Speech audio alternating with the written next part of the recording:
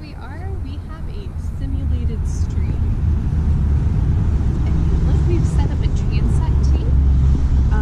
And the top of the transect is going to represent the top of the water column. So this is going to be one edge of our bank.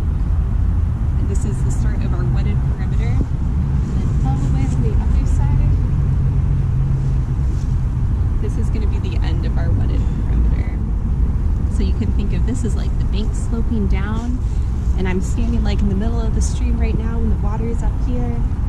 I'm walking up on the other side of the bank, and now I'm out of the water. Okay, so the first thing that we're going to do is take a depth profile of our imaginary stream. So I'm going to start at the very start of our wetted perimeter on this side, and at the 0 mark, let's see what our stream depth is, because remember the transect is the top of our water. Okay. At the 0 mark, we have a depth of 8 centimeters. And so now we're going to move all the way down our stream, and we're going to take depth measurements every 50 centimeters so we have an accurate depth profile. So I'm going to move to 50 centimeters and take a measurement. At 50 centimeters, our depth is 18 centimeters. At 100 centimeters, our depth is 29 centimeters. At 150 centimeters across the stream, our depth is 34 centimeters. At 200 centimeters across the stream, our depth is 36 centimeters. At 250 centimeters across the stream, our depth is 38 centimeters. At 300 centimeters across the stream, our depth is 41 centimeters. At 350 centimeters across the stream, our depth is 44 centimeters. At 400 centimeters across the stream, we have a depth of 37 centimeters. And you can see that our transect ends about like 440 centimeters. So we're not going to get a depth measurement a whole extra 50 centimeters. We're just going to come over here to the end of our wetted perimeter, which is going to be 40 centimeters. And you need to note in your lab notebooks that we're not going the full 50 centimeters. So our last measurement, which is at 440 centimeters, is 13 centimeters in depth. And so you guys are going to use that to create a depth profile in Excel, and we're going to take some more stream measurements. Alright, so I want to take the stream velocity of a simulated stream, and I'll use this flow probe to measure the stream velocity. So here is the digital head that goes into the flow probe, and it's calibrated. I'll just press any button, and then yeah, it's calibrated in meters per second. And there is a turbine down here that's water passes through, and that measures how fast the water is moving. So I'm gonna go down there and make believe we are in a stream, measure the stream velocity. And yes, I'll be taking the measurement at 5 different locations, and that will be evenly distributed across the stream. So we want to measure the stream velocity now. I'll be starting at this point, and then you ensure you dip the flow meter about 60% down inside the stream from the top of the the water, and we'll take that velocity to be 0.17 meters per second. Yeah, right at the second location, our stream velocity is 0.28 meters per second, and right in the middle of the stream, our stream velocity is 0.36 meters per second.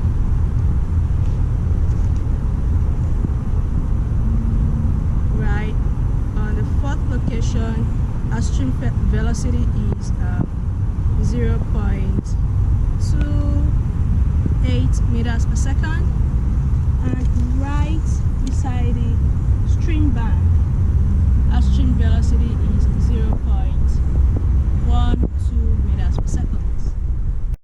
And that concludes our velocity measurements. All right, and the last thing that we need to get is the slope of our stream. So, I'm standing at one end of our stream, and this isn't actually where I'm going to take our measurement with our clinometer, but I do want you guys to take note of this lamppost. I'm going to say about here is approximately at level with my eye, and I'm going to point this clinometer at this point further down the stream. So the clinometer is going to be able to give us slope in two different ways. If you can see on the left, there's a scale that gives the slope in degrees, and then the scale on the right gives us a percentage slope.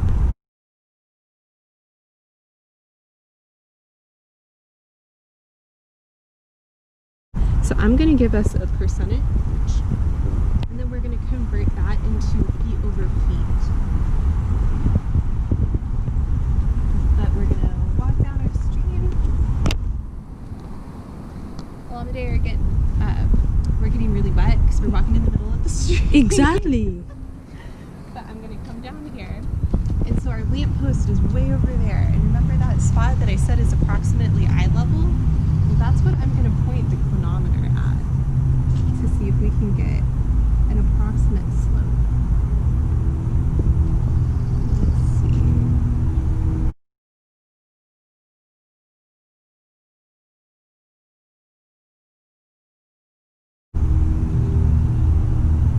We have an approximate slope of 10%. And again, it's a positive slope because we're going upstream.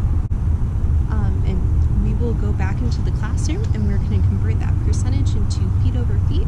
We're also going to talk about Manning's roughness coefficient. And after that, we will be done with this exercise. Okay. And for our slope, remember we had a positive slope of 10%.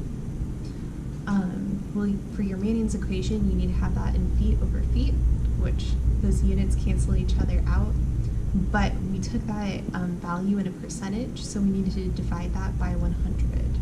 So just take your 10% divided by 100, and that is going to be your slope for this equation.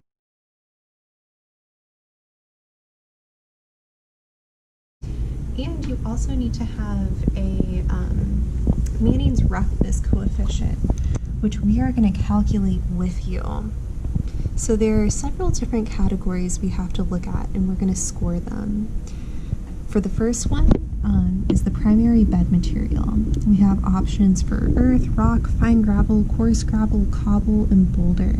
And you can see the values that are associated with these go up down that list, or the values increase as we go down the list.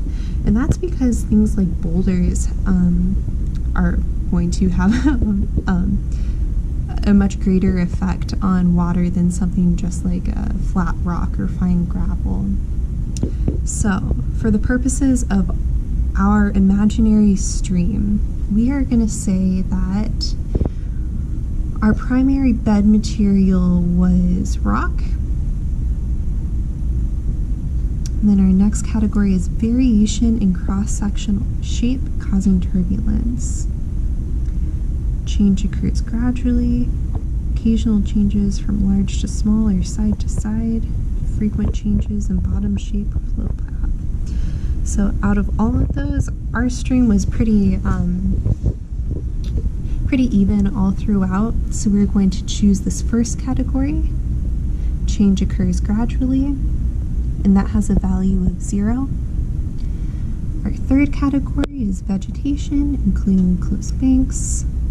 None, soft grasses, seedlings, light brushy on banks, no growth in stream bed, young trees, shrubs.